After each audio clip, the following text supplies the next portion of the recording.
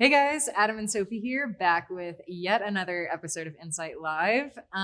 We've got a lot of exciting stuff to talk about today. I know, Adam, you're going to tell us about something that you're kind of already an expert on, NHL. Yeah, well, I don't know. Not I an watch expert, a lot of maybe. hockey. You watch a lot of hockey. I do. You watch more hockey than anyone else I know, I would say. Well, Dylan watches a lot Okay, of hockey. fair. Our man behind the camera, maybe. Yeah. But yeah, so tell us about what's going on with the NHL in terms of branding, marketing, creative. Yeah, so NHL made an announcement today that recently that they are going to now offer sponsorships on the jerseys of the players. I know that specifics aren't completely dialed in yet, but we know it's like a 3.5 inch kind of like patch on the arm. But they have already been doing some sponsorship stuff on the players' helmets. Yeah.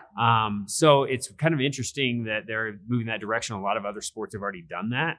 But as a revenue generation kind of piece, it makes a lot of business sense. Mm-hmm. I am expecting that there'd be, hockey fans purists may hate that they're kind of cluttering that kind of stuff up, but that remains to be seen. But from a sponsorship and a marketing standpoint, it makes a lot of sense from a business. Mm-hmm. There's a lot of visibility on those players day in, day out. There's a lot of TV rights and all those kinds of different things.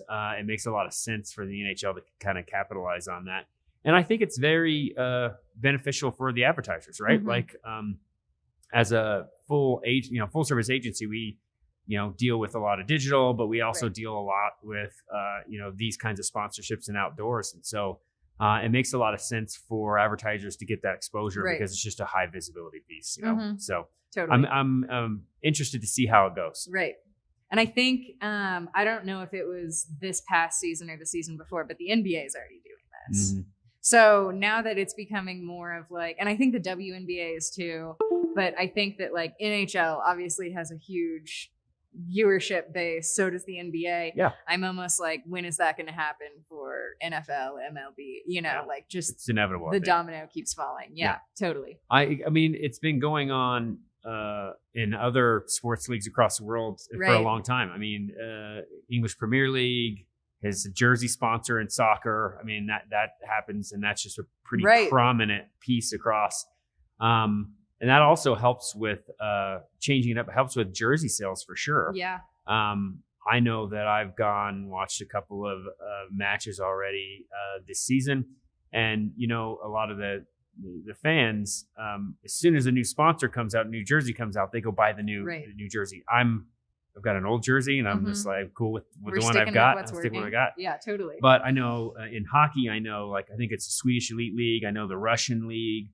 They'll have, it looks like a menagerie of, it's like a NASCAR. Yeah, it's like a NASCAR thing. There's sponsors everywhere, right? So again, good for advertisers. It's good for business. But we'll see what happens here. But I think it's inevitable that's going to happen. Yeah, probably good for players because individual sponsorships too. Yeah, does that work? I'm wondering how that's going to work. But anyway, I feel like we're so in the beginning stages of this that no one really knows yet. Yeah. But I'm just thinking that's got to be an opportunity as well. You know? Right.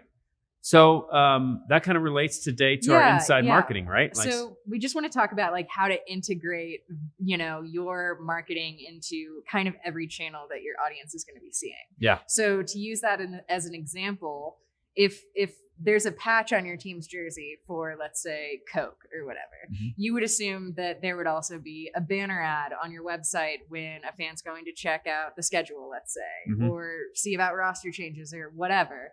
That's going to be displayed to them there, as well as probably an advertisement during a game that's being broadcast. I mean, streaming, I know, is a huge thing now, even for sports, a pop-up potentially. I know that's annoying, but it's just kind of about making sure that message isn't only in one place, essentially, I guess, Yeah, it's an integrated strategy, right? Yeah. Which is something that we talk to a lot. A ton. So it's one of those things that I'm assuming this is what's going to happen with the NHL. They're going to have a jersey sponsorship and say the Colorado Avalanche, for example, and say it's going to be Coca-Cola. So Coca-Cola is most likely going to have that banner on the Colorado Avalanche. They're probably going to be included in email marketing. Right. They're probably going to include it in other banner stuff. I would guess it's a broader package than it is just that branding piece. But I guess the lesson for smaller businesses, not multi-million-dollar sports franchises, is to integrate your strategy. So if you're going to do a banner ad or you sponsor your kids' school newsletter or something, you should have an offer, a call to action. You should have a landing page that integrates with that print ad or that banner ad, whatever that is, to bring somebody to your website to capture email. You should work through with whoever you're advertising with. Right. What other advertising channels can you get on with them? So again, example of your kids' school. Well, I know my kids' school, we get emails, we get phone calls, we get, you could do retargeting, remarketing, but if you're going to sponsor the newsletter, why aren't you on the email as well? Right. Why aren't you sponsoring an event? Right. Yeah. Like you have we had popsicles in the park for my 5-year-old the other day. Why didn't you have a little banner there, while we're having popsicles in the park? So totally. It's that kind of integration is not just for Fortune 500, super well-known multinational companies. Integration can be on a smaller level. And I think that that's like a really important takeaway, not only from today's lesson specifically, but like almost everything we talk about is like, I think it's easy to use brands that everyone knows or sporting organizations that everyone knows as an example because it kind of makes everything easy to understand.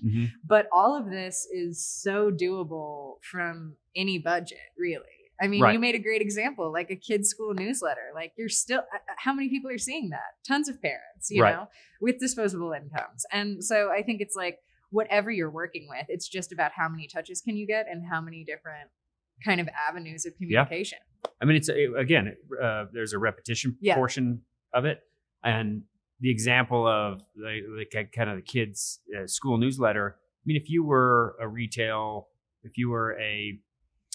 beauty salon, for example, local beauty salon, I mean, make a ton of sense, right? Because parents would maybe go to that. If you were a restaurant, make a ton of sense.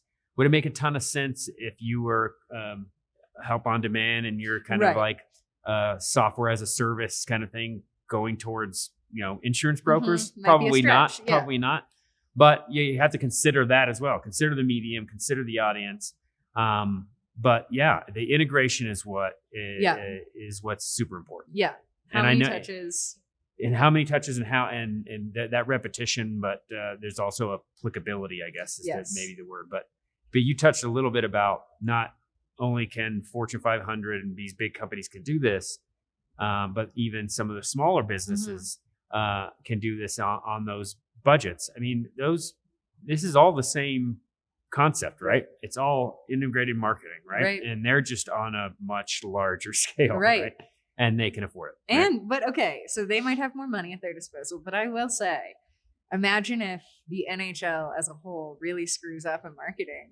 I mean, like there's so many people to see that fail, and it's on such a large scale that I think almost like a smaller company has more room to kind of play with what they want to do, and make those mistakes and learn from them and really like fine tune that message and that larger campaign. Yeah. And those smaller businesses, I think that there is a much more room to fail because if you're a local beauty salon or a local restaurant, it humanizes you, right? I mean, it's if they misspell something in an ad, whatever. Yeah. But if Coke does, they're going to get just crucified on social media about things that they messed up, right? So look, integrated marketing and attention to detail is super important. I'm not saying do that, but make sure you kind of integrate some of that stuff. I think that's the other overall lesson. Yeah, absolutely. And it's important no matter who you are. Exactly. Yeah. So next time we're going to probably have a creative lesson. Yep. Talk a little bit about some of the stuff that we're doing on the creative side and design side. But thank you guys for tuning in again. We're here every Friday. Encite Live coming to you from Rhino in downtown Denver. See you guys next time. Bye.